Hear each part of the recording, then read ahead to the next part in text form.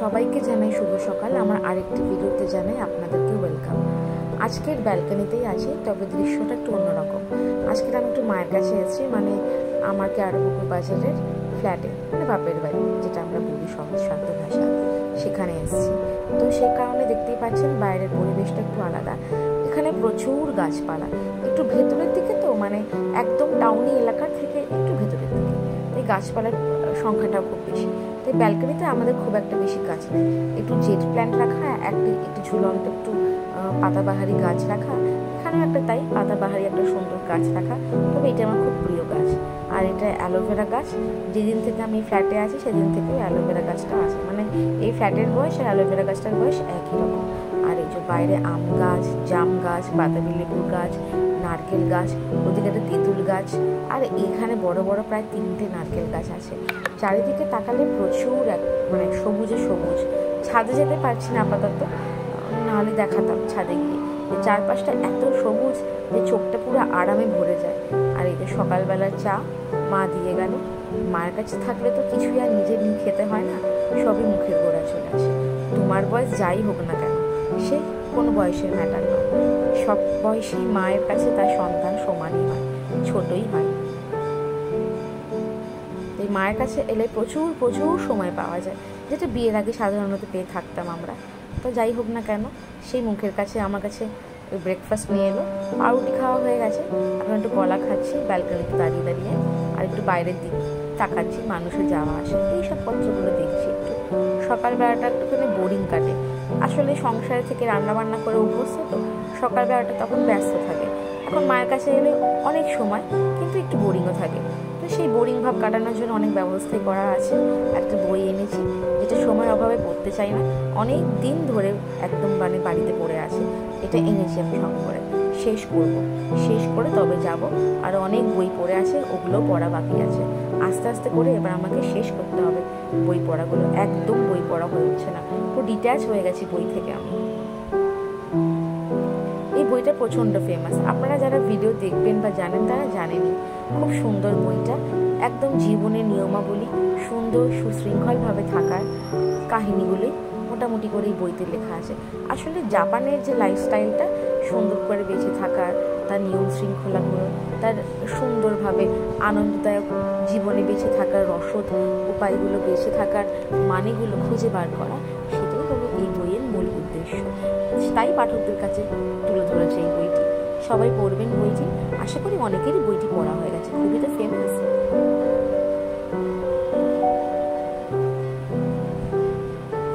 বইটা পড়া হয়ে গেলে আসুন দেখুন। এটা আমাদের ডাইনিং স্পেস। বোন আঁকা শেখায়। বোনের হলো এটা প্রফেশন কাম, হলো একটা মানে কি বলবো, খুব ভালো লাগে, যেটাকে আমরা বলি প্রচন্ড প্রচন্ড। নিজেও তো আঁকতে ভালোবাসে, ক্রাফট করতে ভালোবাসে। কি সুন্দর লিখেছেন দেখেছেন? মা কালীটা মনে হচ্ছে যেন একদম জ্যান্ত মা কালী। আর দেখি তো ইনি তো লজ্জাতেই মরে যাচ্ছে। রাধা কৃষ্ণ উল্টো দিক করে দাঁড়াই করেছিস মনে হয়। বাহ, দারুণ।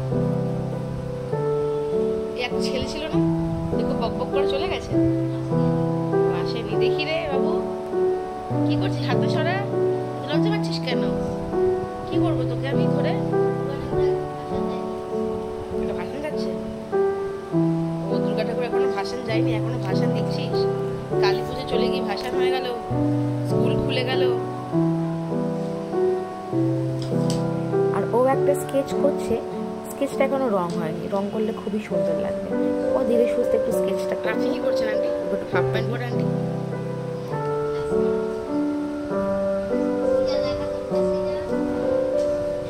এই হলো সপ্তাহে খুদে ও স্কেচ করছে, আবার খুব সুন্দর করে ঘুরিয়ে আবার আমাকে দেখালো।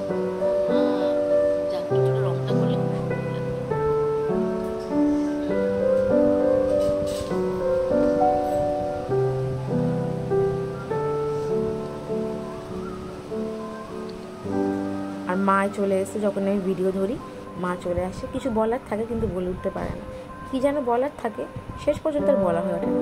ড্যাব ড্যাব করে তাকিয়ে লাস্ট রান্নাঘরে চলে গেল। এবার আমাদের দুই বোনের মধ্যে এবার গল্প শুরু হলো। অনেকদিন পর আমরা দুই বোন আসলে একসাথে হলাম। দেখা হয়, আসা যাওয়া হয়, থাকা হয় না। আজকে ও থাকবে, আমিও থাকবো, এই গল্পটাও ভালো জমে উঠেছে। এই আনন্দ ঠাট্টা করছি, হা হি করছি। দেখবে দুই বোনের মধ্যে গল্প হলে পরে অনেক বেদনা, অনেক কষ্ট, অনেক মনের ব্যথা কিন্তু সেখান থেকে চলে যায়। হাহাহিতেই সময় কেটে যায়। একটা থেরাপির মতো কাজ করে। ভাই বা বোন বা খুব ভালো একটা কোনো সঙ্গী, সেটা আপনার হাজব্যান্ডও হতে পারে, কিন্তু বোনেদের মধ্যে একটা আলাদা ইন্টারাকশন হয়। সেটা যাদের বোন থাকে তারাই বুঝতে পারে। দিদি বোনের সম্পর্ক আলাদাই হয়। আর কি পাগলি স্ক্রুডিল আছে নাকি রে তোর? কি এটা এসছে পার্সেল? তুই খোল। কিসের?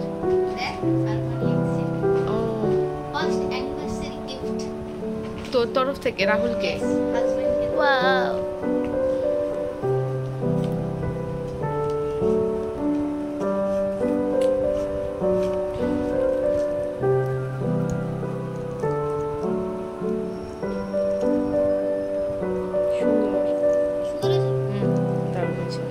ভালো হয়েছে।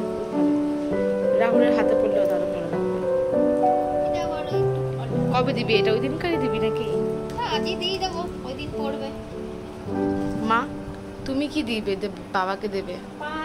বাবাকে? কেন বাবাকে দিতে যাবো?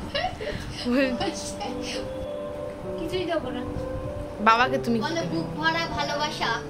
কোনো ভালোবাসা টাসা নিয়ে এ বাবা কি সব বলতেছে। হ্যাঁ, হ্যাঁ, তোমাদের 26শে জানুয়ারি আবার দেখতে দেখতে চলে এলো। কি দেবে বাবাকে? এটাই ভালো, সব থেকে কিছু না দেওয়াটাই ভালো। তুমি আমায় কিছু দিতে হবে না? হ্যাঁ, রোজ রান্না করে খাওয়াচ্ছে আবার কি। ব্যাস ঠিক আছে, ইটস ওকে। আর এই দুই বোন মিলে মায়ের পেছনে লাগছে। আর এই যে রাহুল চলে এসেছে অফিস থেকে, বোন নিজের গিফটটা খুলে দিল ওকে।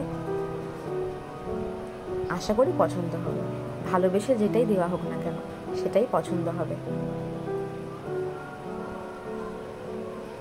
ওদের অ্যানিভার্সারি 23শে নভেম্বর। বোন আগের থেকে গিফটটা দিয়ে দিচ্ছে। ওই দিনকার হয়তো ওদের হয়তো কোনো পার্সোনাল ভেন্যু বা ঠিক করা আছে, বা হয়তো আলাদা কোনো প্রোগ্রাম ঠিক করা আছে। রাহুল খুব খুশি হয়েছে, দেখেই বোঝা যাচ্ছে। এইভাবেই থাক, এইভাবে পৃথিবীতে ভালোবাসা সব বেঁচে থাকুক, সব দ্বন্দ্ব কলহ সব কিছু যেন নির্মূল হয়ে যাক। তার বদলে পৃথিবীময় ছড়িয়ে পড়ুক ভালোবাসা, সবার মধ্যে ভালোবাসা গড়ে উঠুক। মা বাবার মধ্যে, বোনেদের মধ্যে, ভাই ভাইদের মধ্যে, স্বামী স্ত্রীর মধ্যে, বন্ধু বন্ধুদের মধ্যে পৃথিবী যেন ভালোবাসায় ভরে উঠুক। হিংসা, নির্মমতা সব যেন দূর হোক। এটাই তো চাই, এটাই তো কাম্য, এটাই তো সুস্থ সমাজের প্রতীক, তাই নয় কি? আজকে এখানে ভিডিওটি শেষ করলাম। কেমন লাগলো জানাবেন।